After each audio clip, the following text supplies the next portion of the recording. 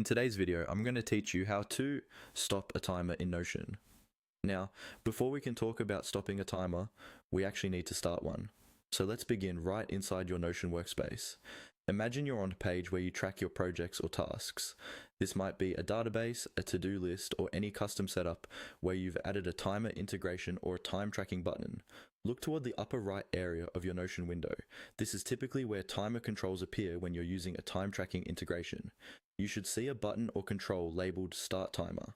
It may be connected to a specific task or page you have open, so make sure you've selected the right task before you click it. Go ahead and click on Start Timer in that upper right corner. Once you do that, your timer should begin running in the background. You'll usually see the time start counting up, indicating that Notion is now tracking the time you're spending on that particular task or project. This is especially helpful if you're billing clients, tracking productivity, or simply trying to understand how long certain tasks take.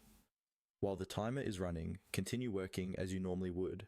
You can navigate through other parts of your Notion workspace, add notes, update tasks, or switch between different pages. Just remember that as long as that timer is active, it's recording the elapsed time. When you're ready to stop tracking, you'll come back to that same area in the upper right.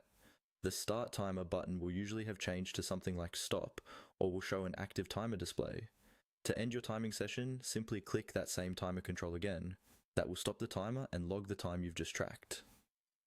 After stopping the timer, you can usually review the recorded duration, often in a property field, a timesheet, or inside your time tracking integrations dashboard. This is where you can double check that your session was recorded correctly and make any adjustments if your particular tool allows edits. To recap, the key action is to locate the timer controls at the top right of your Notion interface. Click to start the timer when you begin working, and then return to the same area to stop it once you're done. With this simple habit, you can keep accurate records of the time you spend on your tasks directly from within Notion.